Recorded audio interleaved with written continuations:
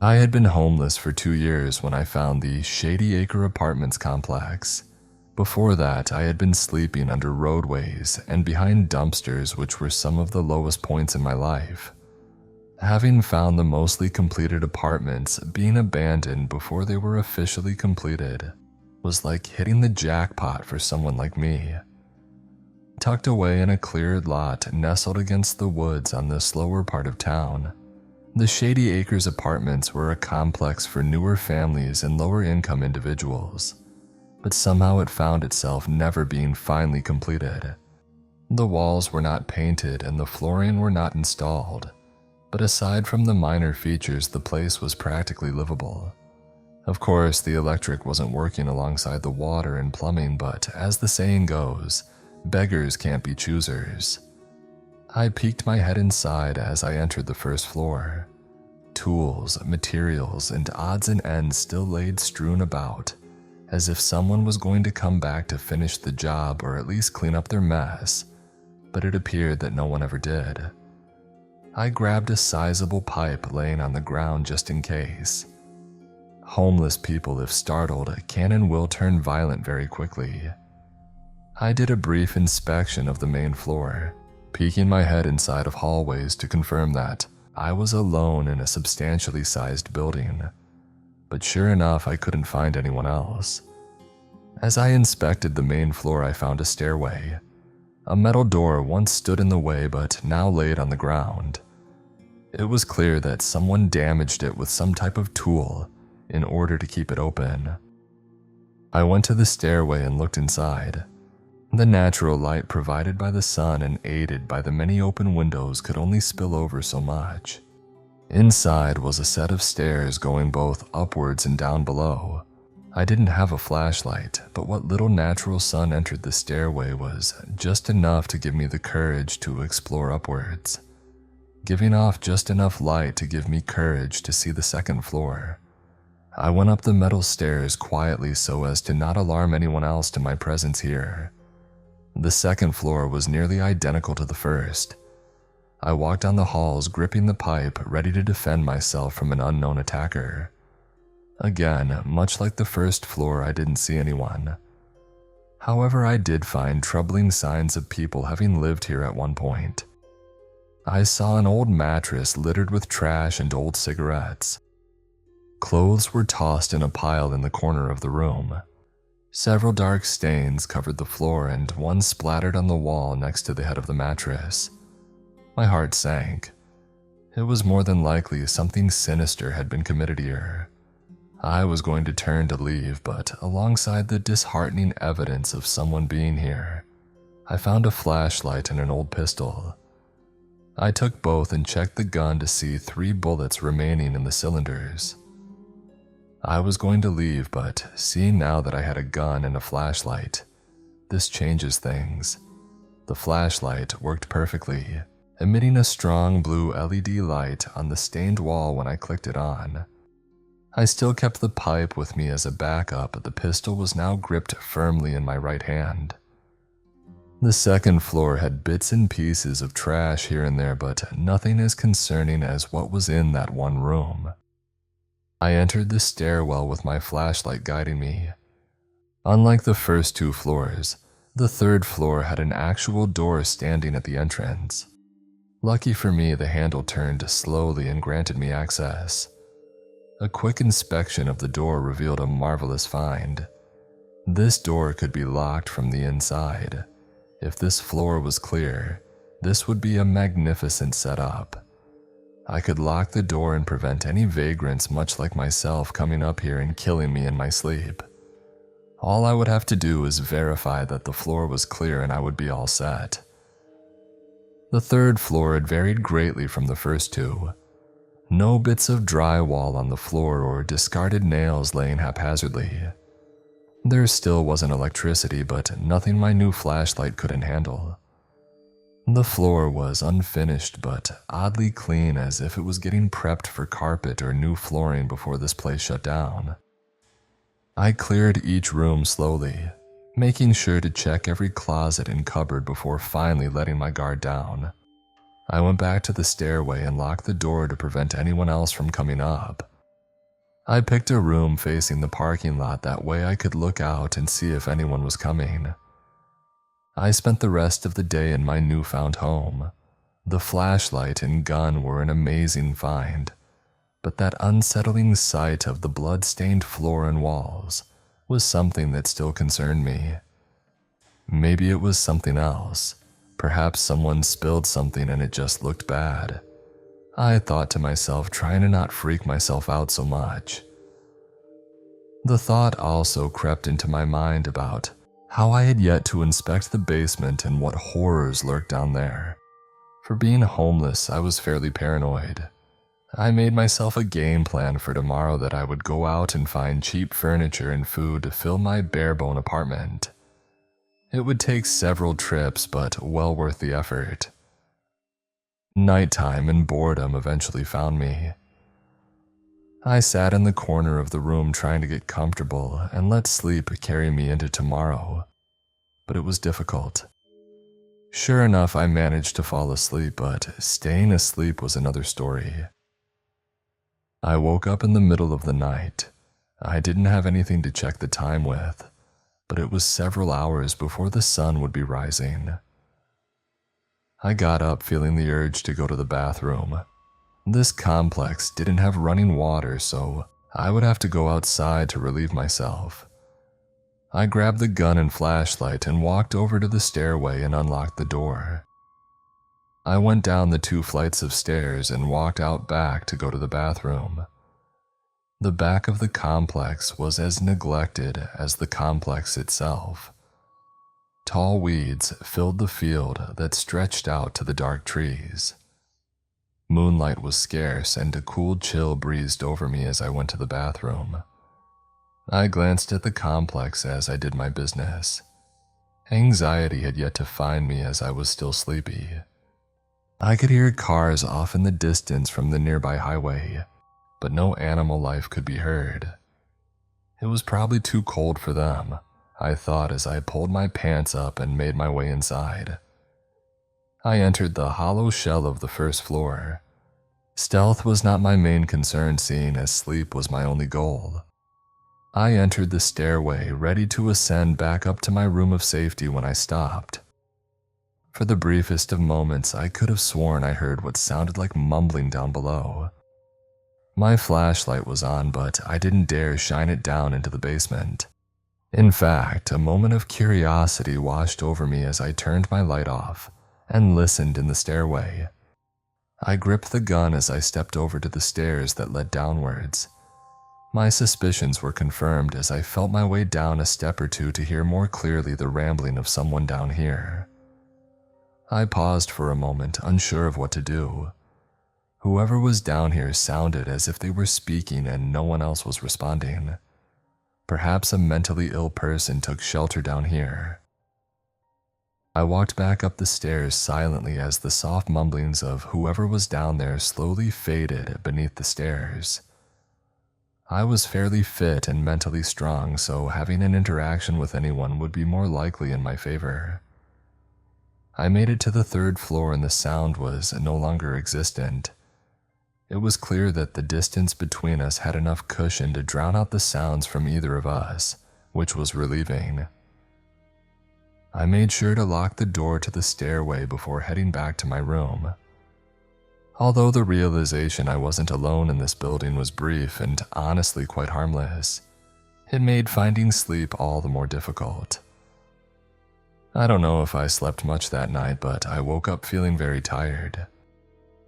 I got up and glanced out the window to see the complex parking lot empty and the sun beaming over the distant trees. I unlocked the stairway door and went down the stairs and outside. I spent the day in town getting things ready for my new place. The local thrift store had a cheap air mattress that I purchased, but it didn't come with a pump. I loaded up with other essentials like huge gallon-sized jugs of water and food that was easy to make or didn't require power. After making a trip or two back to the empty complex, my room was decent enough for me to not have to worry about it for a week or so. The only thing I wasn't able to work out was the bathroom situation, which would require me to go down the sets of stairs and out back facing the woods. I was going to go in the basement later that day, but got caught up doing other things, and by the time I was available, the sun had set. This wouldn't affect the actual lighting of the basement, obviously, but I didn't want to face whatever was down there and come up to a pitch-black night. Besides, whoever was down there didn't seem aware of me or my setup, and that was enough comfort for me to leave that problem to another day. I made sure to use the bathroom around back before going back up to my room.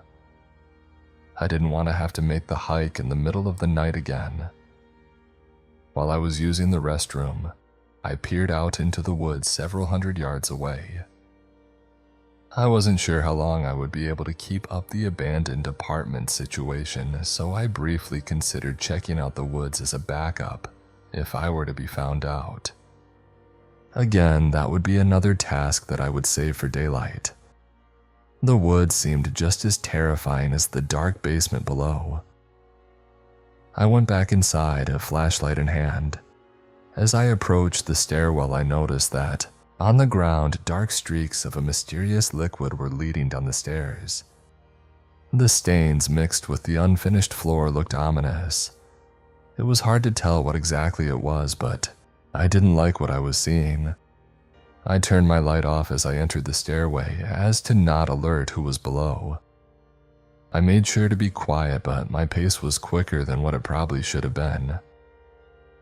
I opened the third floor door and locked it behind me. I did a quick inspection of the third floor as a safety precaution, but everything looked how I left it. I was tired from all the walking. Mainly having to carry all my stuff around and setting up my room took all my energy. I laid on my air mattress and closed my eyes, trying not to think about anything as sleep began to grab hold of my consciousness when a faint noise jarred me awake. It was subtle, but my mind being on high alert was able to detect movement down below. Normally, I wouldn't have heard whatever was down beneath rummaging around, but since the complex didn't have windows to insulate the noise, I could clearly hear the sound of someone walking around. The shuffling wasn't terribly loud, but whatever it was clearly working its way up the complex. What concerned me wasn't the noise itself, but rather how things sounded. There was a hint of stealth in the movements, like whoever it was didn't want to be detected.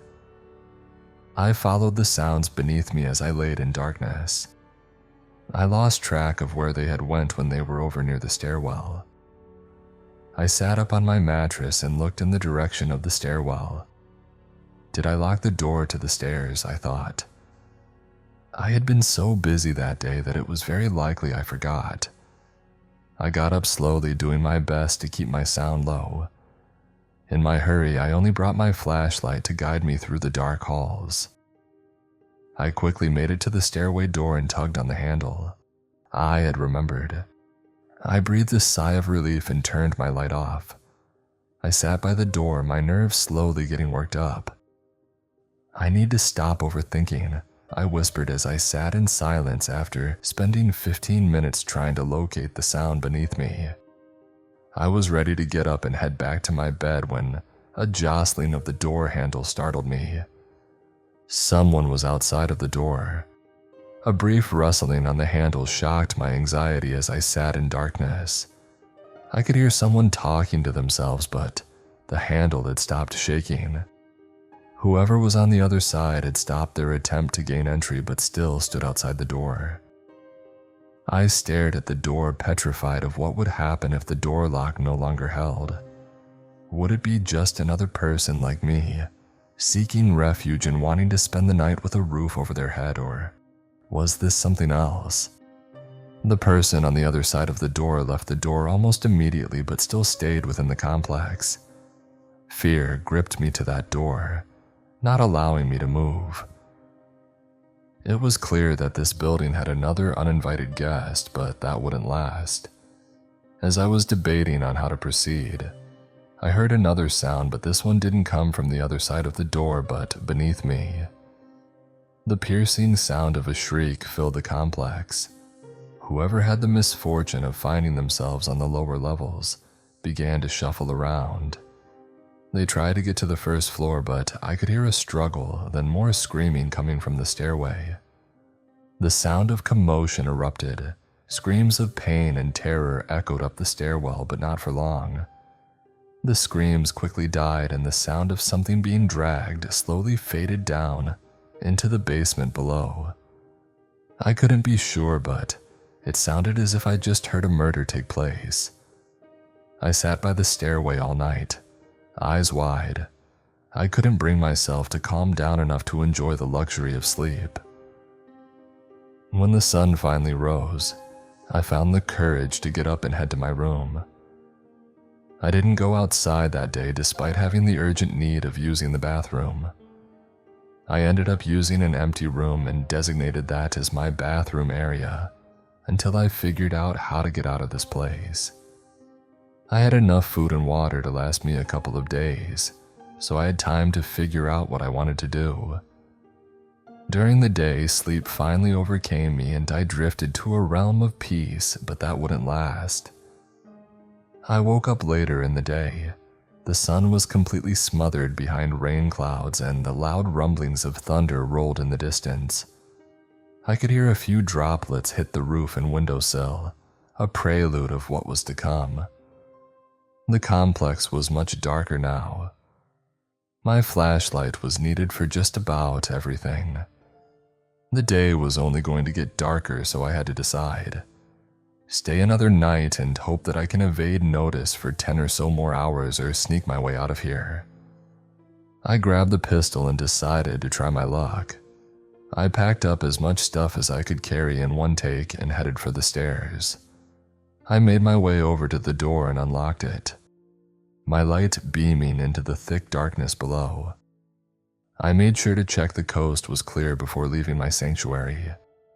I slowly descended the stairs, doing my best to navigate the metal stairs while also keeping my noise down. I slowly completed the first flight of steps and nothing seemed out of place. On the second floor, my fears had been confirmed.